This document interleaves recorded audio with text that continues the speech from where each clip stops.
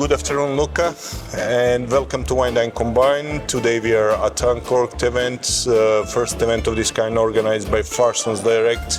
Luca, you're coming from La Spinetta winery, yes, and that's in Piemonte region.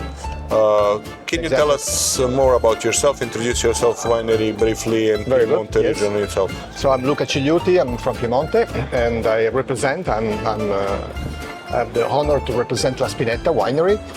I was also born in Piemonte, and I know the owners of La Spinetta very well. They are a fantastic family of vintners. They are now second generation. The third generation is already involved, so it's all about a family-owned winery. I said vintners because to me, when it comes to winemaking, artisanal winemaking and industrial winemaking are two different worlds. So the Rivetti family, they are artisans, they are vintners. If they make a wine, it's because they have the vineyards. So this is The winemakers. Exactly. They are farmers, winemakers. They love to work with indigenous grapes. In Piemonte, we are very lucky to have fantastic indigenous grapes like Nebbiolo, like Barbera, like Moscato, of course, like Timorasso. So it's a family of ambitious persons, very passionate with great wines, and so they took over the family business in the early 70s.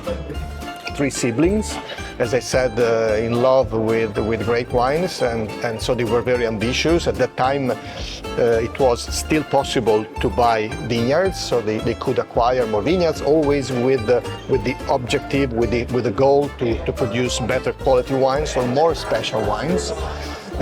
In the Barbaresco area at the beginning, then in Barolo, and then in 2000 they also started to produce wines in Toscana. So they went outside of the region. They were dreaming to work with Sangiovese, which is the second or third most important grape of Italy. I mean, the Toscans will say that it's the most important. For us from Piemonte, we believe that Nebbiolo is the most important. But anyway, it's one of the fantastic great grapes of the world.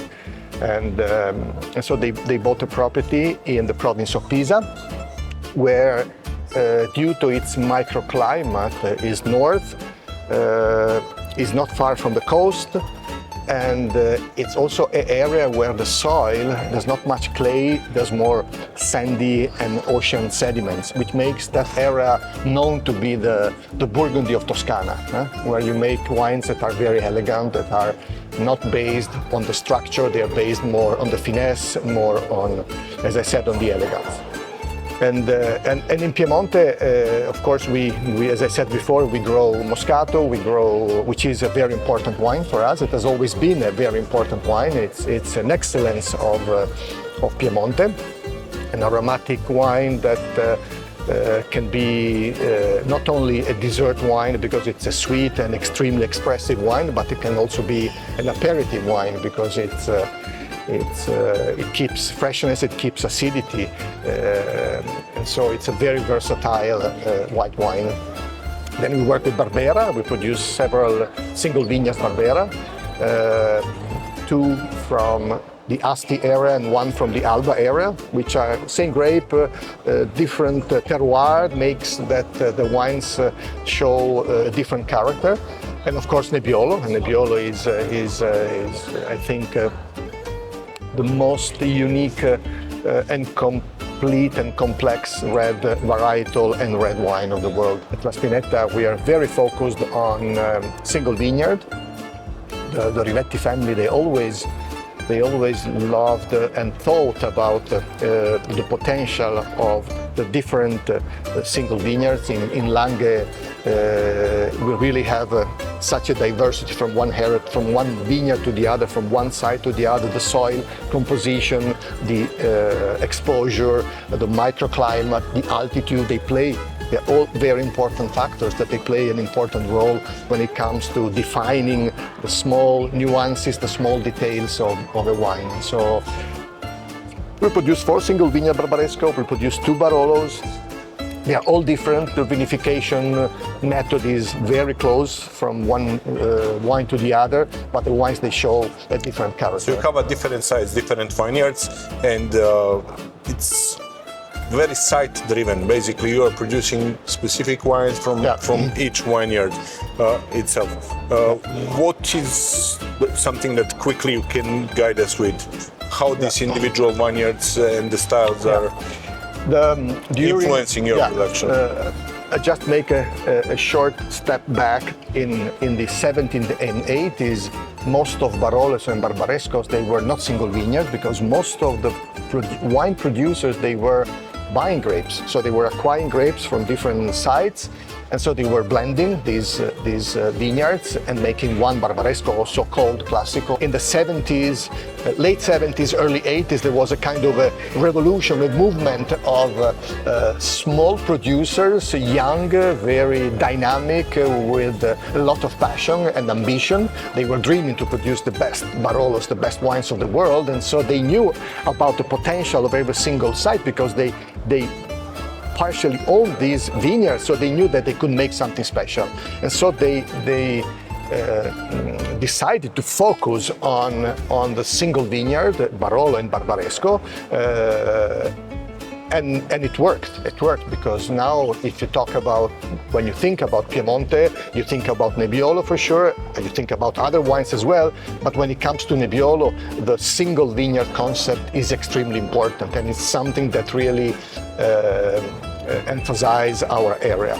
As I said, we produce 4 single vineyard Barbarescos, and they are different. When the soil is more sandy, generally speaking, you have a more elegant expression of Nebbiolo, more delicate, very harmonious, very, as I said, yes, extremely delicate. When you have a more compact soil, then generally speaking, you produce a Barbaresco which has a little bit more structure, a little bit more earthiness. When you have more altitude, like we do for one of our Barbarescos, which is displayed today, by the way, which is called Valeirano. It's a single vineyard from the highest in terms of elevation highest altitude site that you own? Yes, in the old Barbaresco area, but as well for us. There the soil is more rocky, it's a different geological formation, so the wine is more austere, the wine is more earthy, the wine needs a little bit of time, is extremely intellectual, and I think this is the magic of a Nebbiolo, no? It's very chameleonic because it keeps on changing in the bottle, in the glass, and you never know when it's...